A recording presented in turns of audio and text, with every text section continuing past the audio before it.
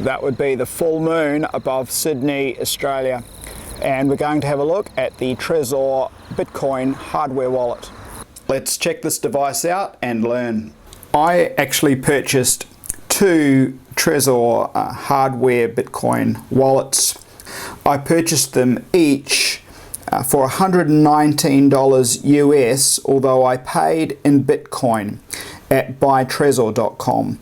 The wallets took about 2 weeks after I paid to arrive here from the Czech Republic to Sydney, Australia. By the packaging here, you can see that it has the plastic coating. It also has the holographic seal there, and the package is actually kind of glued up, so to open it takes a bit of effort, and you can really see if you've been in the if someone's been into that package or not. So you have the directions here.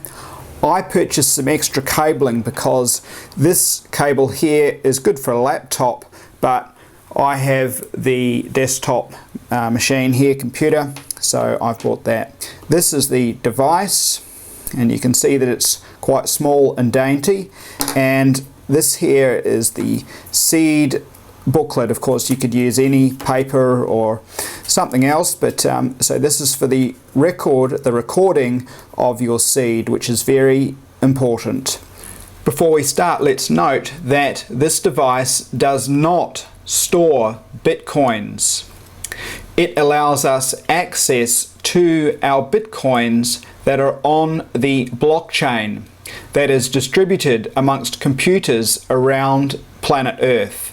So this device does not store Bitcoins. First up, plug the device into your computer and go to mytrezor.com. At mytrezor.com, the first graphic you will see is Get Started, and basically you want to download the plugin. Trezor term this the bridge, and indeed it is a bridge between your web browser and the actual Trezor hardware Bitcoin wallet device, so that they can kind of talk with one another, if you will. Now, you could be using another web browser like Firefox, etc.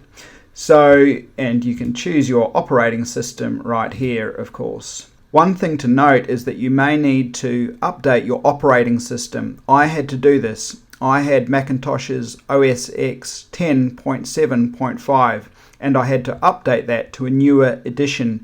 Indeed, you may need to do the same with your web browser also if it is a few years old. Another thing to note is that other wallets can use the Trezor device also, so they would have their own plugins, such as a plugin for the Electrum wallet or Green Address as well with their Greenbits wallet, etc.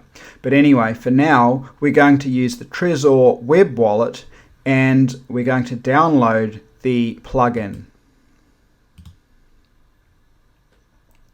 The next step is to locate the Trezor plugin, which doesn't take long to download, maybe a minute or so, and click on it, and you will find a window like this, and you need to kind of grab the plugin and put it into your plugins folder. For the purpose of this tutorial, I've actually taped the Trezor device to the screen of the computer. We return now to the mytrezor.com webpage, and we can see that the Trezor device is plugged in. You may need to refresh the page, and you should get a graphic like this or similar to this. Note over here that you can recover the seed, so you can make recoveries.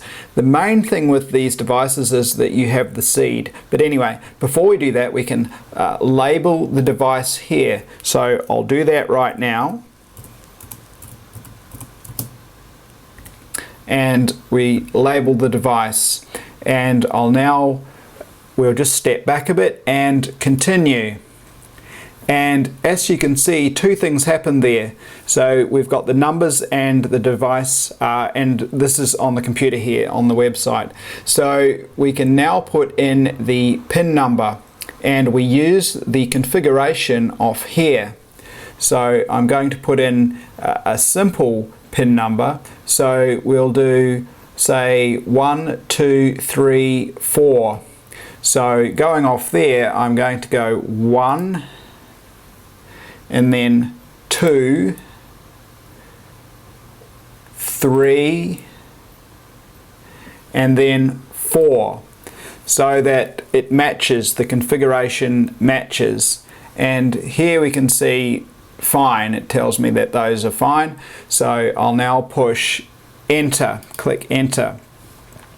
Now you can see that we're going to do it again to confirm, and on here the configuration on the device, the configuration of the numbers has changed the position. So this, for keyloggers and so forth, people who are hacking your computer, they can't see onto the Trezor device. So now we're going to put that in again. So we'll find 1, 1, 2, 3, and 4,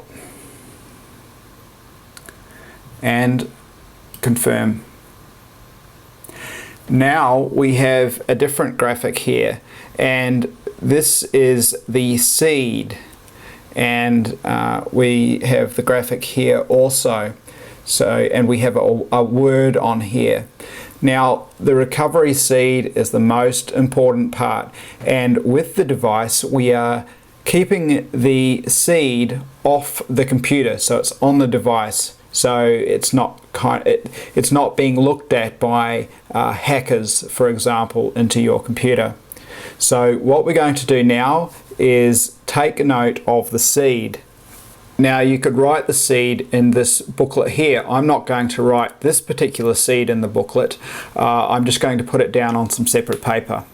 So the first word is garlic, and I'll write garlic down.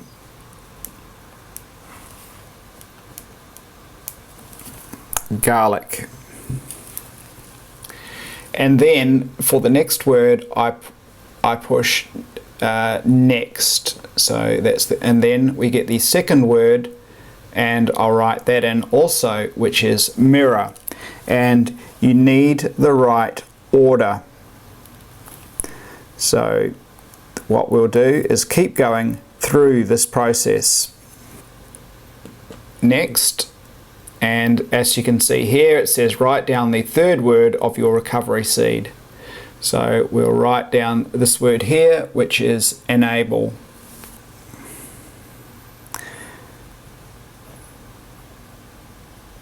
Enable.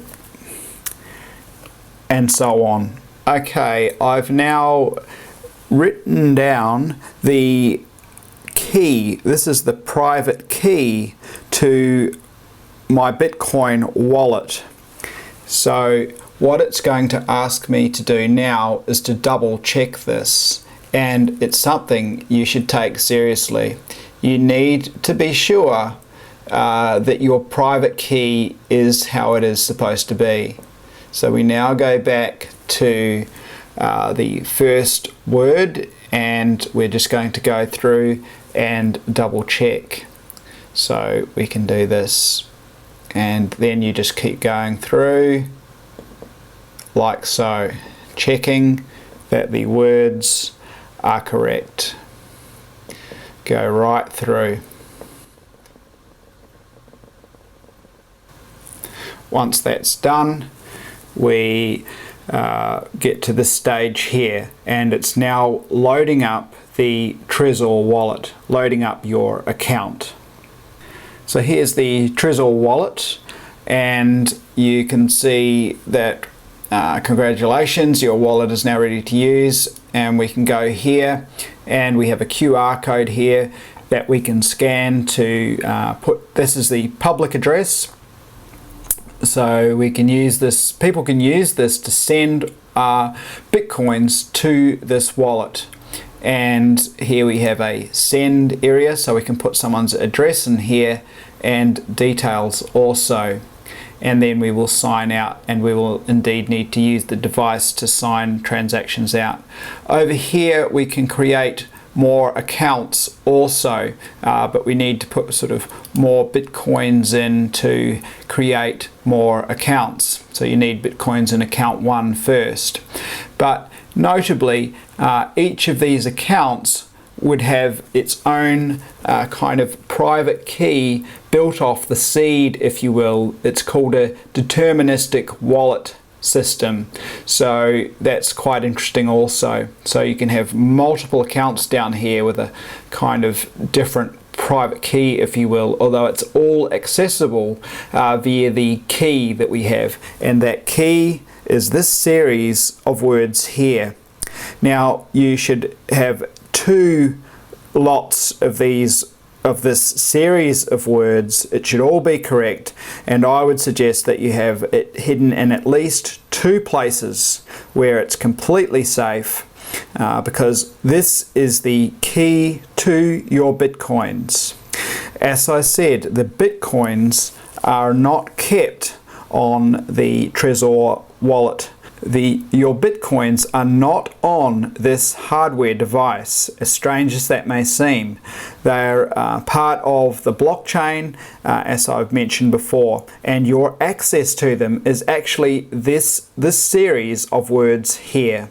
So keep them in a couple of places, and also keep your PIN, and basically don't lose this series of words. If you do, you lose your Bitcoins. If you lose this, it doesn't matter.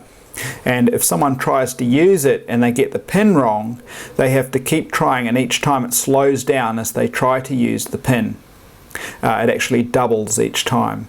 So if this device goes missing, it doesn't matter. But if someone gets their hands on this information, your Bitcoins will be gone. They will take them. So what I'll do right now is I'll send some Bitcoin to this address here, which you have the public address, so you have the string of numbers here, and this is the public address right here. These are the ones that you can show other people, and they can send Bitcoins to this address. You can even bring more. I can kind of change the address, if you will. Here is another address now that will that I can use for people to send Bitcoins, but we'll use this one here. You'll notice the QR code changes. So these two here correspond basically. It's the same information. If I press that one there, it'll be the same information. So going back here, and what I'm going to do is scan that address. So this is my Bitcoin wallet on my phone, and I'm just scanning that QR code there, and I'm now going to send some Bitcoin. So we'll just go into here, and I'll put in as far as the Bitcoin goes, say 0.004 Bitcoin, and okay that. You can see the miner's fee there of 4 cents Australian, and I'll push send, and that is now broadcasting, and you can see up here already that the screen flashed sort of kind of straight away in a way, and you can see over here that in the account we have the 0.004 Bitcoin there, so that's received to that address. I'll leave it at that. To finish up, I like the Trezor device. It's certainly assuring to not have to use the keyboard to type on your computer, thus hackers and keyloggers can't get to your affairs, your Bitcoin affairs that way, so to speak. Protect that seed, that's the main thing, and I'll leave it at that. Bye for now.